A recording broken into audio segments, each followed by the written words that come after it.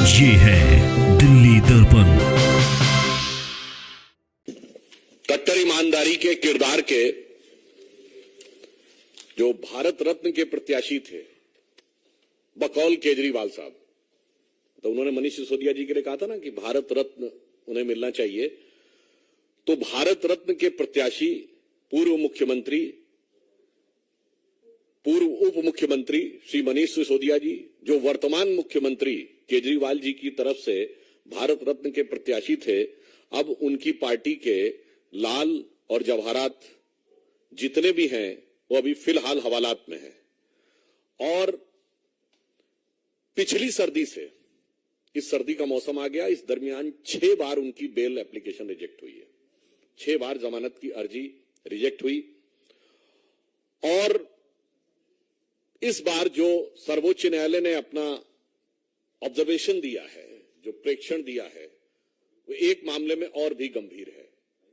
कारण केजरीवाल जी पूरी नाटकीयता के साथ यह बात बार बार बोलते थे कि पैसा कहां है, पैसा कितना है। यदि आप आज के सुप्रीम कोर्ट के ऑब्जर्वेशन को देखेंगे तो उसमें सिर्फ जमानत याचिका खारिज नहीं की गई है, बल्कि 338 करोड़ रुपए प्रथम दृष्टया स्थापित होते हुए दिख रहे हैं। यानी जो वो पैसे की बात करते थे और जो मनी ट्रेल की बात करते थे, वो आज लीगली स्टैब्लिश होती हुई दिख रही है। यानी इस समय अब ये सिर्फ एक एलिगेशन नहीं है। इस ऑब्जर्वेशन के बाद अब ये सिर्फ एलिगेशन नहीं है, अब ये सिर्फ सब्सटेंटिव एलिगेशन भी नहीं है, बल्कि अब इसके अंदर क्वांटिटेटिव सबमिशन भी हो गया है। Means up till now it's not just an allegation, it is neither just a substantive allegation, but now it has come with a quantitative submission of the amount of 338 crores which is money trail is being probed। और अगर हम ये कहें तो ये अब सिर्फ आरोप नहीं है, सिर्फ तथ्यात्मक आरोप नहीं है, इसमें संख्यात्मक स्थिति भी सामने आ गई है। अभी तक वो कहते थे पैसा है कहां। वो जितनी भी बातें करते थे केजरीवाल साहब, तो पैसा मीडिया की रिपोर्ट में नहीं बताया जाता। पैसा जांच एजेंसी बताती है न्यायालय के सामने, और न्यायालय के समक्ष उपस्थित साक्ष्यों के माध्यम से यह पैसा उजागर हो रहा है। अब मुझे लगता है केजरीवाल जी की सरकार को बताना पड़ेगा न्यायालय को कि पैसा कहां है, ये शराब घोटाले का पैसा कहां है। लगता डूब गया है पैसा। वैसे शराब में बहुतों का पैसा डूबता है, उन्होंने दिल्ली की आम जनता की कमाई का पैसा भी डुबोया है। और मुझे लगता है कि वो ऐसे डूबे होंगे कितनी आसानी से इसमें उबरने का चांस नहीं है। जो कहा गया ना कि शराब के लिए कि हजारों घर हैं डूबे बोतलों के बंद पानी में, जो इसमें डूबे वो न उबरे जिंदगानी में। तो I am having serious doubts कि whether they will be able to overcome out of this case of corruption. अब एक और बात है, आपको ध्यान हो कुछ दिन पहले जब अमित अरोड़ा, जो इसमें वन ऑफ द आरोपी हैं, जिन्होंने बात कही थी कि सारी बात मुख्यमंत्री के उपस्थिति में हुई थी, इससे अब यह भी साफ हो जाता है कि इस कट्टर ईमानदारी के किरदार में कितनी चोरी है और कितनी सीनाजोरी है। महत्वपूर्ण बात यह भी है कि उत्तरोत्तर भ्रष्टाचार के आरोप तथ्यात्मक दृष्टि से स्थापित होते चले जा रहे हैं। उत्तरोत्तर जमानत याचिकाएं खारिज होती चली जा रही हैं, परंतु फिर भी, जिसे एक हिंदी की कहावत होती है, देखिए इसलिए मैं कह रहा हूं वो तो कोर्ट के द्वारा प्रूव होगा, पर जो प्राइमा फेसिया दिख रहा है, कहावत है वो लागू होती है, चोरी ऊपर से सीना चोरी। ये इस समय आम आदमी पार्टी के कैरेक्टर में बहुत साफ दिखाई पड़ने लगा है। इसलिए, और मैं तो बल्कि ये कहूंगा कि चोरी और सीना चोरी के साथ साथ वो इसके अंदर एक नाटकीयता का पुट भी देने का सदैव प्रयास करते हैं। कभी शहीद भगत सिंह जी के परिवार वालों का आपत्ति आई थी, उनकी फोटो लेके चलने लगते हैं। कभी शराब घोटाले में लिप्त पार्टी, एक पौवे के बदले दूसरा पौवा फ्री देने वाली पार्टी महात्मा गांधी की समाधि पर जाकर कसम खाती है कि हम ईमानदार हैं। अरे भाई, ईमानदारी और बेईमानी छोड़ दीजिए, एक पौवे के बदले दूसरा पौवा दिया है तो नीति थी ना। तो गांधी जी को उसको बीच में क्यों ला रहे हो, जिनका कि जन्मदिन ड्राई डे होता है और गांधी जी का जन्मदिन बना रहा। तो इसलिए मैंने कहा कि चोरी, सीना चोरी और उसके ऊपर से यह नाटकीयता, ये आम आदमी पार्टी का स्वाभाविक सहज चरित्र बनता चला जा रहा है।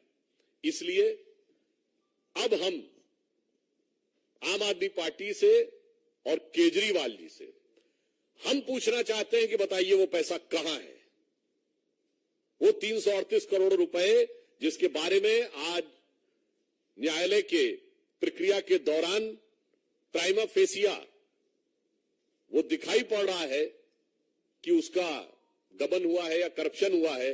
तो अब दिल्ली की जनता पूछती है कि केजरीवाल साहब वो पैसा कहां है, उसे बताइए और इधर उधर की बातें मत करिए।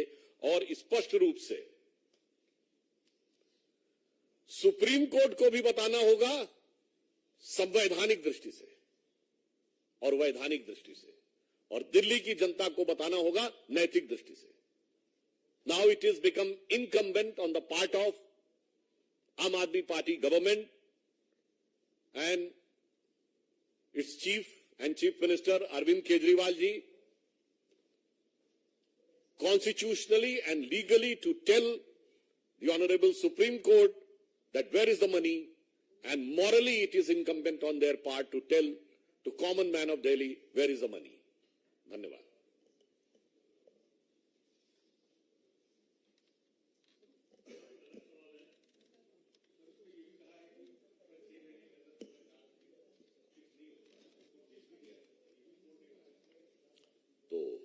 अभी तो जांच चल रही है, जांच जैसे जैसे आगे बढ़ेगी तथ्य सामने आते जाएंगे।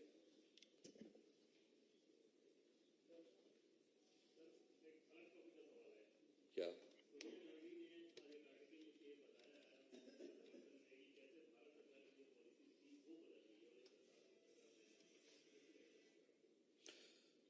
देखिए, हम सिर्फ इतना कहना चाहते हैं कि आतंकवाद और अंतर्राष्ट्रीय नीति पर राजनीति नहीं, राष्ट्र नीति होनी चाहिए। आतंकवाद के विषय के ऊपर किंतु परंतु का स्कोप नहीं होना चाहिए। There should not be any scope of if and but, there should be clear, categorical and unequivocal, यानी वो स्पष्ट होना चाहिए, दो टूक होना चाहिए। और यह दुखद बात है कि कांग्रेस पार्टी जिस प्रकार की नीति एडॉप्ट कर रही है इस मौके के ऊपर, वो भारत की प्रतिष्ठा और गरिमा के अनुरूप न होकर क्षुद्र वोट बैंक की राजनीति से प्रेरित है। मैं उन्हें याद दिलाना चाहता हूं कि इजराइल के साथ राजनीतिक संबंधों की शुरुआत स्वर्गीय राजीव गांधी जी के समय में इसकी भूमिका बनाई गई, और 1992 में पीवी नरसिम्हा राव के समय में भारत ने स्थापित राजनीतिक संबंध बनाए। दुख की बात यह है कि वो अपने प्रस्ताव में भी कहीं आतंकवाद के हमले का उल्लेख नहीं करते हैं। क्यों दही जमा लेते हैं मुंह पर? ये मतलब एक दौर में वो कहते थे ना, ये अपनी तथाकथित भारत जोड़ो यात्रा में, कि जुड़ेगा भारत जीतेगा इंडिया, ये कांग्रेस नारा देती थी। अब तो मुझे ऐसा लग रहा है जुड़ेगा कट्टरपंथी जीतेगा हमास, ये उनका नारा होता चला जा रहा है। तो मेरा ये मानना है, दुनिया में जितने भी देश हैं उन्होंने इन विषयों के ऊपर बहुत स्पष्ट क्लियर नीति रखी है। पक्ष हो या प्रतिपक्ष, उसमें कोई अंतर नहीं रहता है। इसलिए कांग्रेस जो कर रही है वो भारत की नीति के विरुद्ध है। और हम ये भी कहना चाहेंगे, मैं याद दिलाना चाहता हूं, 1995 में जिनेवा में अटल जी गए थे समर्थन करने के लिए, नेता प्रतिपक्ष होते हुए, और नरसिम्हा राव सरकार का पूरा समर्थन किया था। विदेश में जाके, घर में आके कश्मीर के मुद्दे के ऊपर हमारा भयंकर मतभेद था। इसलिए मैं सिर्फ ये कहना चाहता हूं कि इस विषय के ऊपर कांग्रेस को अंतर्राष्ट्रीय दृष्टि से देखना चाहिए। अगर मानवीय संवेदना है तो पूरी मानवीय संवेदना से देखना चाहिए। भारत सरकार का रुख एकदम स्पष्ट है कि हम फिलिस्तीन का एक स्वतंत्र राज्य के रूप में उसके अस्तित्व को स्थापित करने में इजराइल के द्वारा शांतिपूर्ण वार्ता के द्वारा सौहार्दपूर्ण सह अस्तित्व के साथ समर्थन करते हैं। अब जब न वार्ता हो, न शांतिपूर्ण हो, न सौहार्द हो, न सह अस्तित्व हो, तो इसमें कौन सी चीज उन्हें नजर आ रही है जो भारत सरकार की नीति के विरुद्ध है, यह उन्हें स्पष्ट करना चाहिए।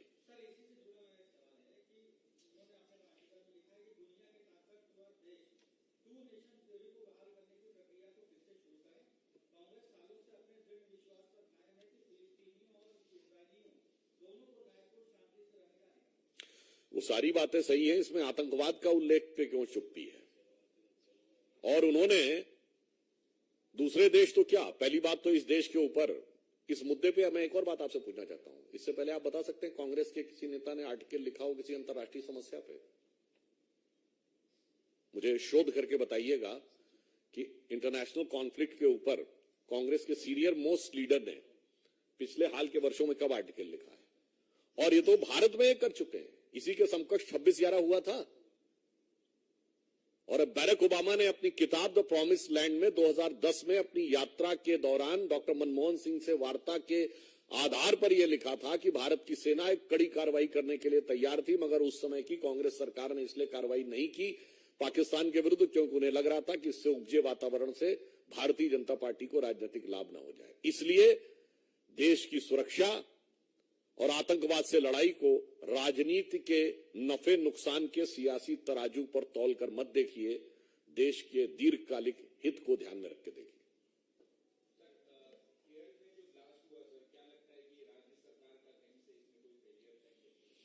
देखिए, मैं पुनः कह रहा हूं कि आतंकवाद को लेकर किसी भी प्रकार का किंतु परंतु राजनीतिक दलों में नहीं होना चाहिए। आतंकवाद पर राजनीति नहीं, राष्ट्रनीति होनी चाहिए।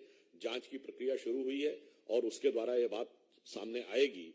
परंतु मैं यह भी कहना चाहता हूं, आतंकवाद को किसी भी प्रकार का व्यवहारिक नहीं, नैतिक समर्थन देना भी, प्रत्यक्ष नहीं परोक्ष रूप से देना भी, किंतु परंतु कहकर देना भी, मेरे विचार से मानवता के लिए भी घातक है, राष्ट्र की सुरक्षा के लिए भी घातक और संवेदनशील है।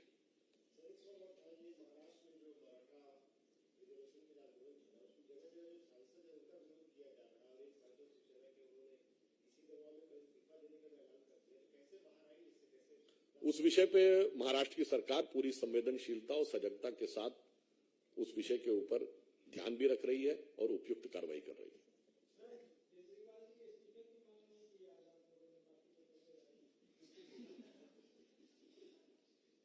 ऐसा है कि अभी तो शुरुआत हुई है, अभी पता नहीं क्या क्या निकलेगा। इस्तीफे से पहले तो उनके 3 लोग तो जा चुके, तो धीरे धीरे मोहब्बत करेगी असर, धीरे धीरे वाली बात है। देखिए, पहले कौन गए? मंत्री। फिर एक स्टेप ऊपर गए, कौन गया? डिप्टी सीएम, मतलब सत्येंद्र जैन जी मंत्री थे। फिर उप मुख्यमंत्री जी गए, मनीष सिसोदिया जी। फिर संजय सिंह सांसद नहीं थे, संसदीय दल के नेता थे तो leader of the parliamentary party थे। तो अब देखिए धीरे धीरे क्या होता है। जांच एजेंसियां अपना काम कर रही हैं, जो जिस भी रूप पद पे होगा उससे निरपेक्ष रहते हुए वस्तुनिष्ठ ढंग से, यानी ऑब्जेक्टिवली कार्रवाई होगी। लेटेस्ट खबरों के लिए सब्सक्राइब करें हमारा YouTube चैनल या फिर लॉग ऑन करें www.delhidarpantv.com। खबरों की कवरेज और विज्ञापनों के लिए संपर्क करें